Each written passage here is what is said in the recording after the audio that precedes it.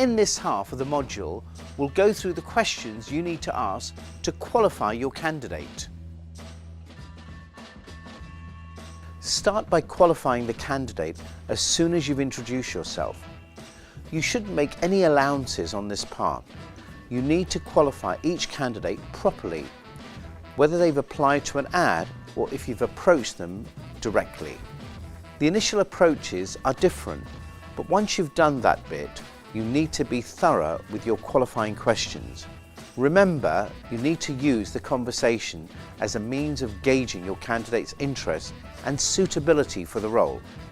Don't try and convince yourself that they're right for the opportunity, especially if they don't meet your client's requirements or lack of enthusiasm. I would usually start with a gentle opening question like, "Can you talk me through your background?" At this stage, you need to avoid directing the conversations towards the role you're trying to qualify them for, because they might just try and give you the information you want to hear. Keep it open at this stage until they feel comfortable in discussing their background. Listen to your candidate's response very carefully. Make a note of the key skills and achievements. Don't be afraid to dig a bit deeper into their responses. You need to ask questions without coming across intrusive, so it's all in a friendly tone and manner. Now try and establish what your candidate is looking for from their next role.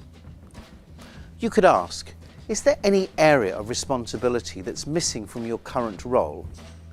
If your candidate can't pick anything out, I would read this as a warning sign.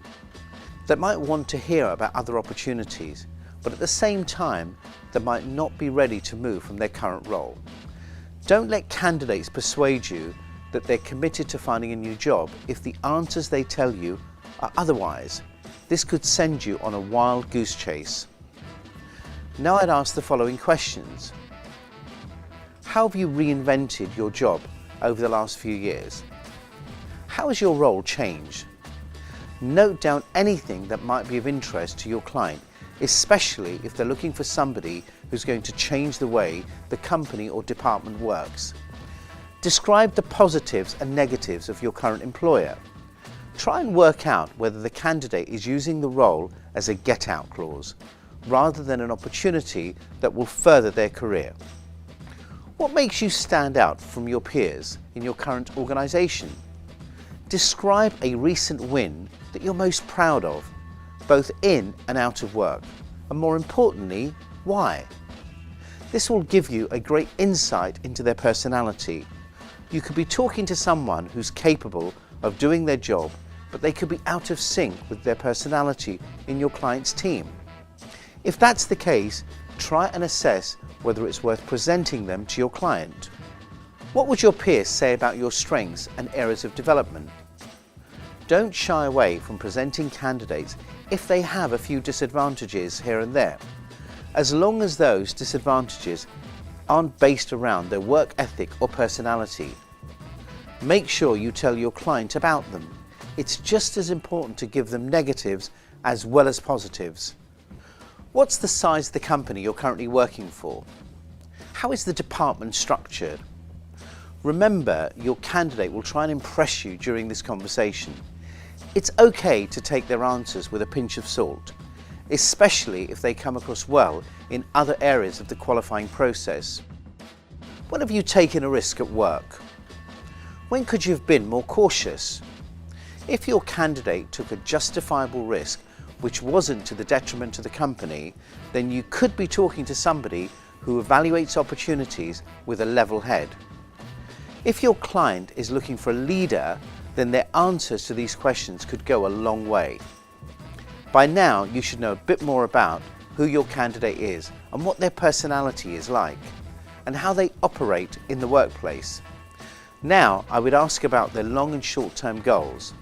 This could include anything from relocating or changing industries, and even taking classes outside of work.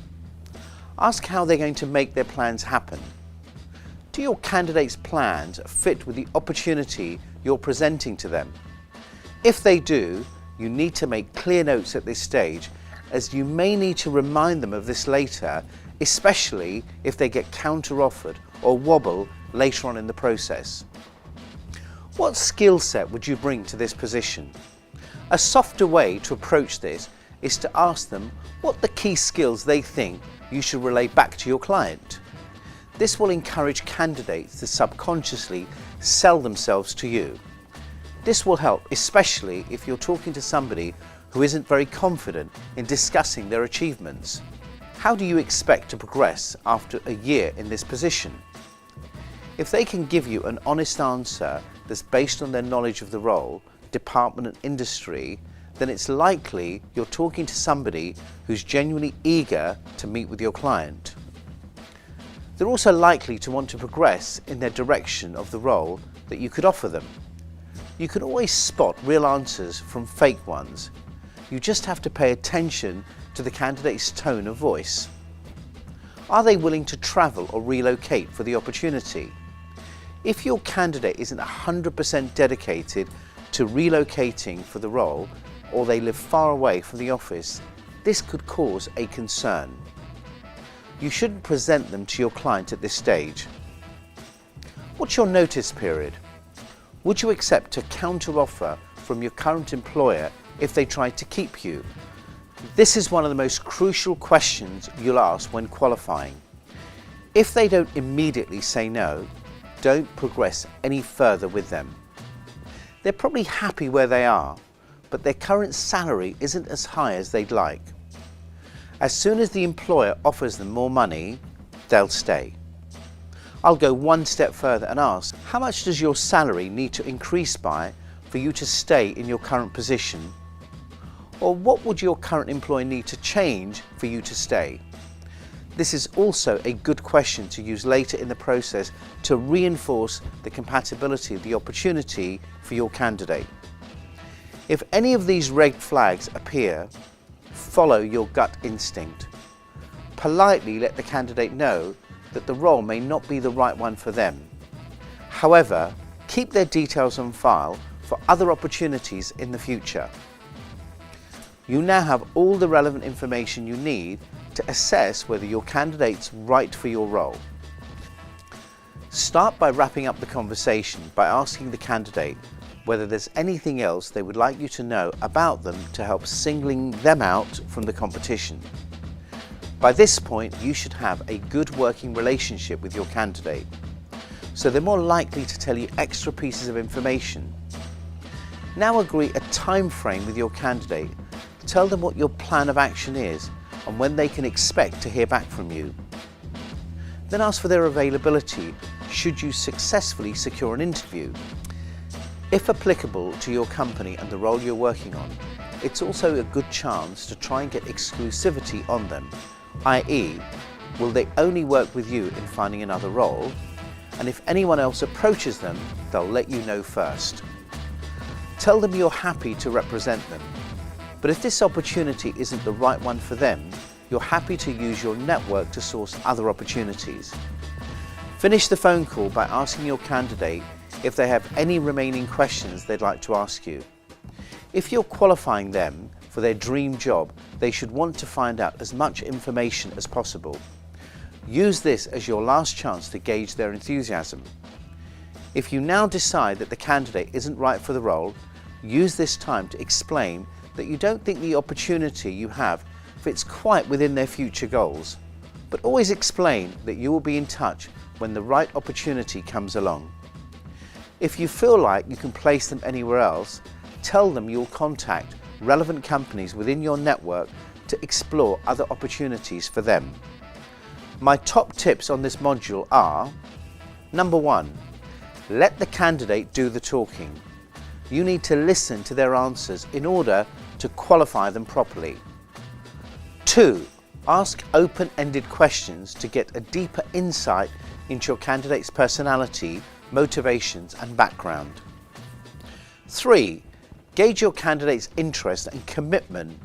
A lot of candidates will be fully qualified for the position you're recruiting for, but if they're not interested in the role, then there's no point in progressing with them. Some candidates will go through the entire interview process and pull out just before they're due to start. 4, gauge their suitability.